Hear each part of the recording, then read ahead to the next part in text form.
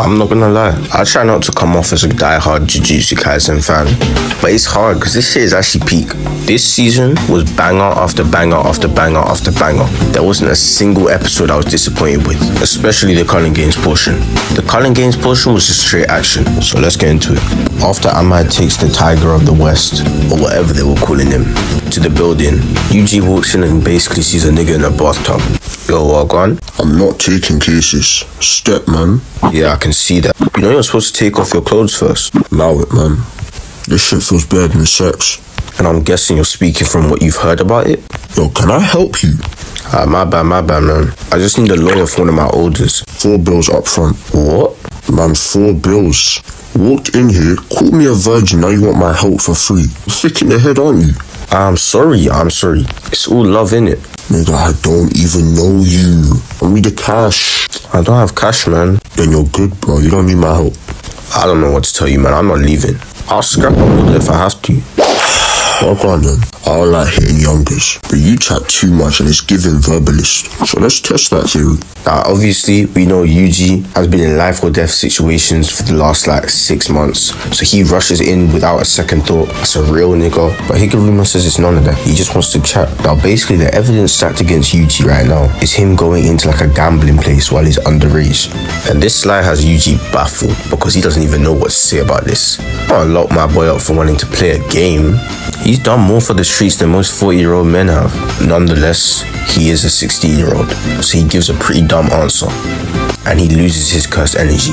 So Higuruma got onto him immediately, inflated his gavel and dashed him across the room, and this led to one of the hardest fights that we got this season. They started chucking it back and forth until Yuji eventually got hit by it. Then this Higuruma guy just starts flying around the place, killing everything in his path. Holy, the choreography of this was amazing. And Yuji running for his life. Yuji is literally supposed to be the straight hands character.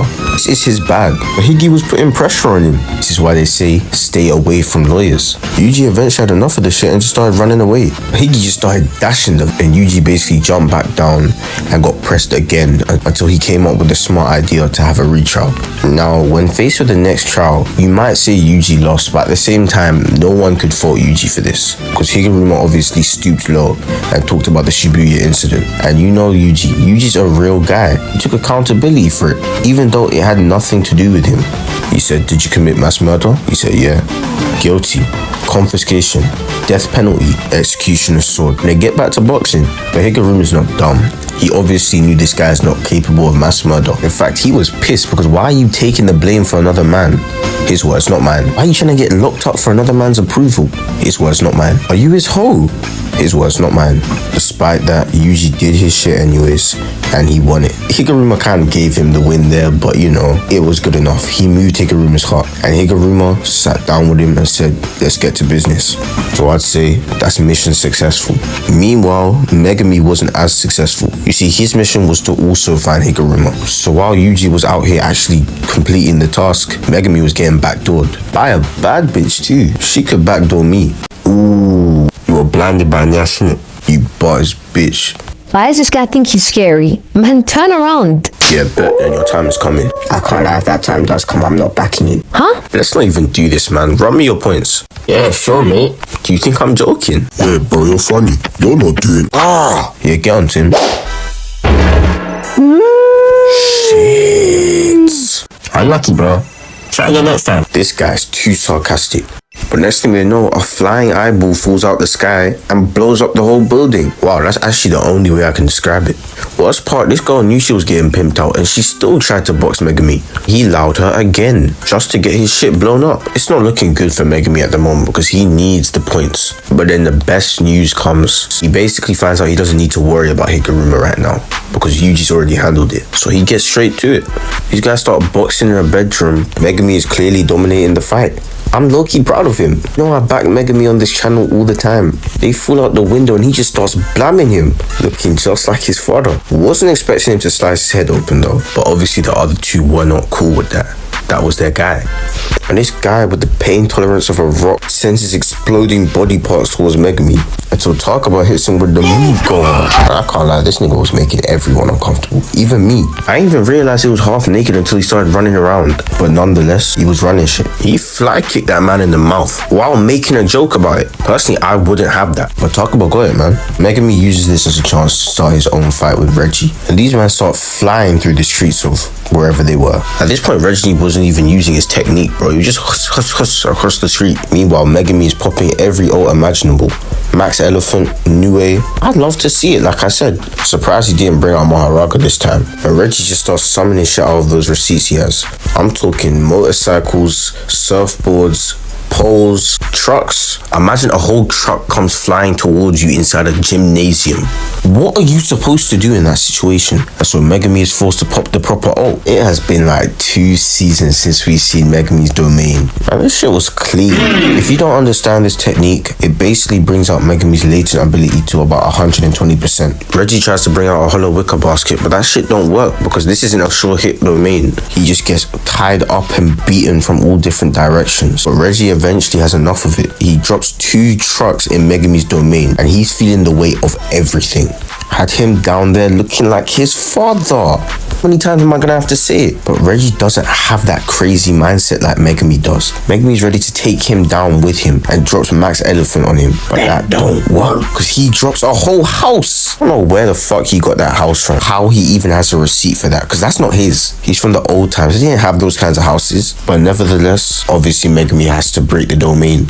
And then it's just straight hands from there. Holy martial arts, bro. They were boxing. But Megami was always 2 steps ahead. And the demon dog comes and finishes the job. So that's another successful mission. But we also get news from the GOAT himself, Yuto Okotsu, because there was currently a 4-way deadlock between 4 ancient sorcerers in the Sendai colony. But all of that shit came crashing down as soon as Big Okotsu stepped into the mix. Next day, he got straight to packing up Kuroroshi. And when I tell you this man was blitzing through the city, worst part is people were watching Invincible at this time too. Now I love me some Invincible, but I can understand why they were so annoyed that they were gonna go from watching this to watching the episode of Invincible. That shit would make me mad too. Yuto was low-key winning this like by far until like the final part where he got caught. And don't ask me how kissing the bug managed to get him out of the situation, but kissing curses seems to get him out of a lot of situations. And Uro immediately pulls up on him. Despite his attempts to hide his reverse curse technique, she spots it and blasts him across the city. Now it's just a 1v1 in this museum type thing. And you and Loki start spitting game. Where are your clothes at? Why is a man asking me questions? Nah, it's calm, you not afford them. Excuse me, are you calling me broke? How do I look at you? You won't be needing to worry about paying for clothes anymore. Who are you? No one wants you, man. You can get that hair under control too. Are you dumb?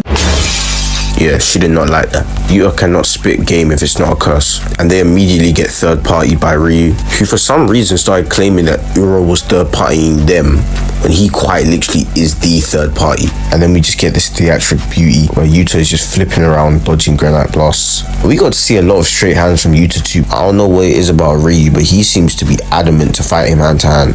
Gets to a point where he just decides that Rika is necessary for this. I'm crying, bro. This guy looks straight at Uro after trying to move to her, fully opens up his hand to show his ring, just to flex that he's married, as if she wanted him. He says, give me everything. And it turns into a 2v1v1. This was genuinely a melee. I can't even narrate what's going on here. Ryu was 10 toes, and Uro was slagging her ass beat until she says fuck that and breaks the whole sky with her thin icebreaker. And Yuta knew this couldn't run any longer, so he got straight to pressing her. Ryu jumps him, beating his chest, ready for dessert. Then we got the panel, the triple domain. For the guy that got killed by a kiss to come in and ruin it. This guy's so bitter. Now guys are trying to fry Yuta, saying he wasn't popping shit, he was just putting his hands up. Yuta was about to destroy everything.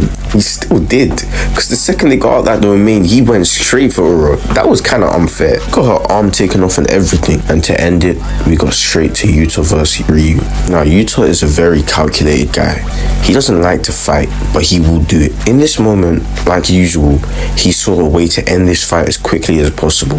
But what you have to understand about my boy Yuta, he is a sweetheart. I don't mean that in a bad way. He saw Ryu's longing on his face, 400 years that he's waited for this kind of thing, and he said, "Fairs, man." And they got to blasting.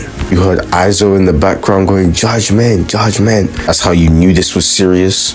Then Yuta sent out another one and immediately started pressing Ryu because he wasn't going to give him any more leeway. Rika got her final hit in, but then she had to go. And then these men are going blow for blow and band for band. Like I said, this guy's bringing out hands from Yuta that we have never seen before. It was genuinely fair game, and he is satisfied to his fullest extent right now. This is the dessert. Like I said, Yuta is a calculated fellow. He didn't let Uro's arm go to waste. He used it for his copy, and with one redirected granite blast, he ends the whole fight and the whole season. This truly was our Jujutsu Kaisen.